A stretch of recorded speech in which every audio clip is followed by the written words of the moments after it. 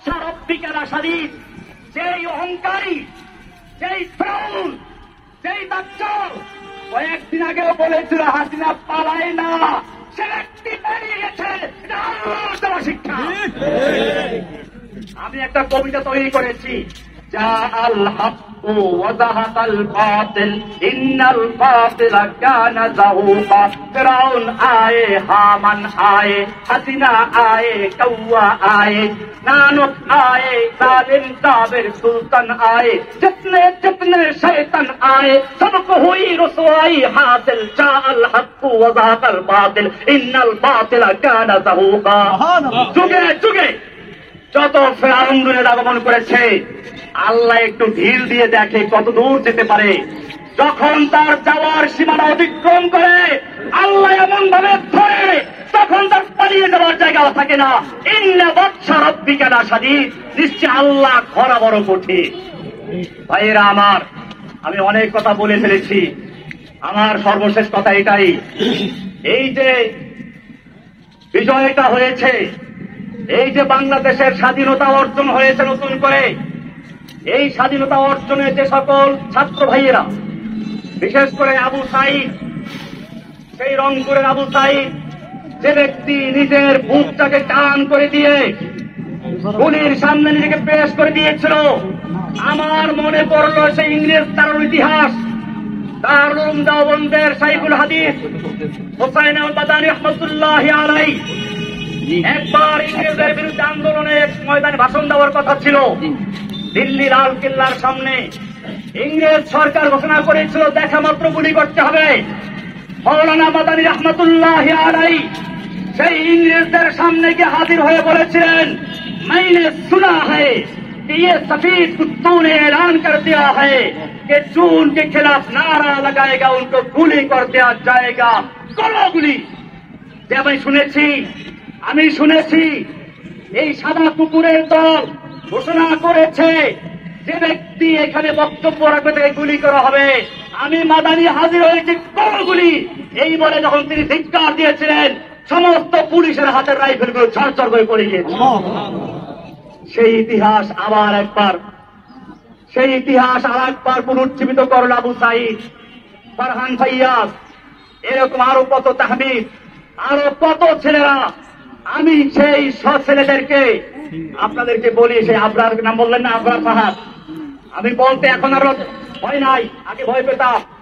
আবরার ফাহাদের হত্যাকারী যারা, ওরা আমার পাশে একবার ছিল,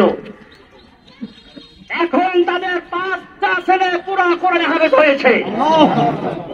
আপনি দেখতে বুঝবেন না যে তারা বইটের ছাত্র, তারা এখন মাদ্রাসার ছাত্র। আমি নিজেই কয়েকদিন বাকি দেখছি একজনকে দেখা করতে আসছে। আমার ভাইয়েরা, এদেশের সন্তানদের দোষ না, পুলিশের দোষ না,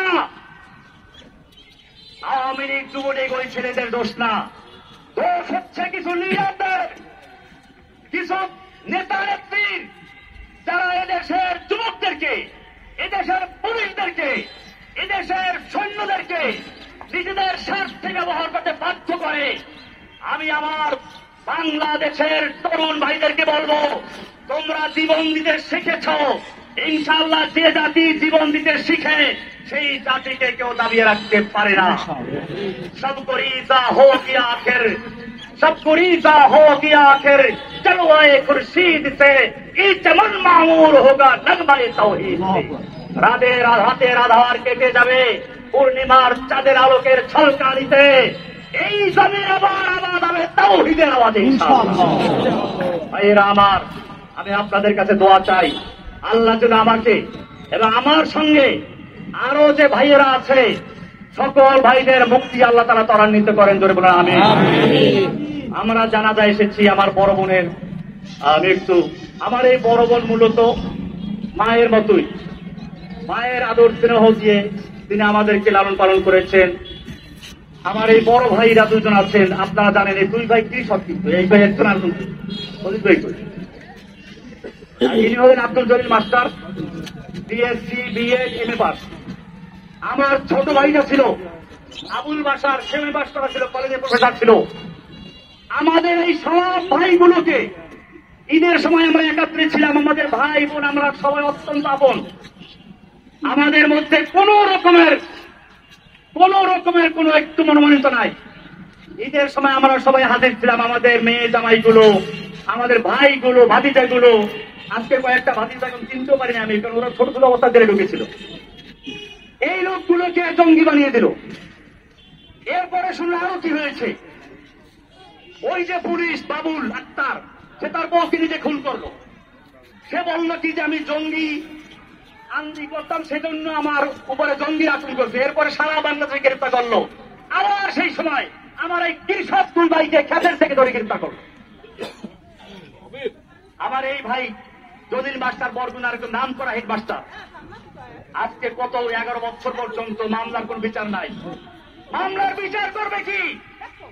এই মামলা তো হাসিনার নির্দেশে হয়েছে, এই মামলার কোন এভিডেন্স নাই। সেজন্য মামলা জায়গায় রয়ে গেছে, আজ পর্যন্ত বিচার শুরুই হয় নাই। আমি আপনাদেরকে কথা বলে এই জন্য বললাম, আপনারা বরগুনার মানুষ, হয়তো আপনারাও মিডিয়ার কারণে, অপপ্রচারের কারণে বিশ্বাস করতে পারেন, মনে করতে পারেন চিনা যেন আছে। আসলে আমার এই ভাইগুলোকে আপনারা চিনেন। আমার ছোট ভাই ওই সময় বাড়ি ছিল না, সে বরিশাল কলেজে প্রফেসর ছিল। তাকে গুম করা হলো, 6 মাস পর্যন্ত নির্যাতন করা হলো। বলা হলো তুই খালি একটা কথা বল, জসিমউদ্দিন রহমানী আনসারুল্লাহ বাংলা টিমের প্রধান, তাহলে তোকে ছেড়ে দিব। আমার ছোট ভাই চরম নির্যাতনের শিকার হয়েছে। আমি যখন তাকে জেলে দিল, দেখলাম যে হাঁটতে পারে না একটা যুবক, তৎকালী যুবক, কি হাস্যোজ্জ্বল হাসি খুশি একটা ছেলে, কিন্তু সে হাঁটতে পারছে না। এবং কিছুদিন পরে সে আল্লাহর রাস্তায় এসে মারা গেল, শহীদ হয়ে। ভাইয়েরা আমার, কি অপরাধ ছিল সে আবুল বাশারের, কি অপরাধ ছিল জলিল মাস্টারের, কি অপরাধ ছিল এই কৃষক আইয়ুব খলিলের, কি অপরাধ ছিল সেই ছোট ছোট বাচ্চা, ওই যে ছেলেগুলো সব জেলে ছিল। এখন আমার সামনে সব বড়গুলো বড় হয়ে গেছে না, ভাতিজারা আমি চিনিও না অনেকে। এই যে এটা জেলে ছিল, এ সিএনবি বস্তিদের ইমাম, এ একটা জেলে ছিল। এরকম মানে এখন বড় হয়ে গেছে। আপনি দেখেন তখন একটা ছোট ছোট বাচ্চা ছিল, এই বাচ্চাগুলোকে ধরে জেলে ঢুকিয়েছে। বিচার কি হবে না? আল্লাহর কি আদালত নাই? আল্লাহ তারা সব দেখেন, সব শুনেন। তিনি একটু ঢিল দিয়ে দেখেন, তোমাকে এই দেড় যুগ পর্যন্ত ঢিল দিয়েছিল, এরপরে তোমাকে এমন ধরা ধরেছে, তোমার দরবেশ বাবা দাড়ি কেনাইয়া বাঁচতে পারে নাই। দেখেন নাই দরবেশ বাবারে? এই দরবেশ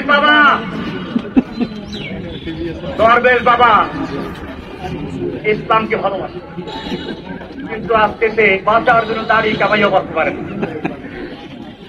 আমি বলতে চাই, এখন থেকে সামনের দিকে আমরা যে ঐক্যবদ্ধভাবে একটা সমৃদ্ধশালী সাম্য ভ্রাতৃত্বপূর্ণ একটি বাংলাদেশ করতে পারি, সেজন্য আমরা একতাবদ্ধ হয়ে চলবো ইনশাআল্লাহ। কোন রকম বিশৃঙ্খলা আমরা করব না। কোন হিন্দুদের মন্দিরে অথবা বাসাবাড়িতে আক্রমণ করতে না পারে সেদিকে আমরা খেয়াল রাখবো। আমার এই বার্তাগুলো আপনারা সারা বাংলাদেশে পৌঁছে দিন। আল্লাহ তাআলা যেন আমাদেরকে সকলকে একটা সুন্দর, সুখী, সমৃদ্ধশালী বাংলাদেশ গড়ার তৌফিক দান করেন। আমিন।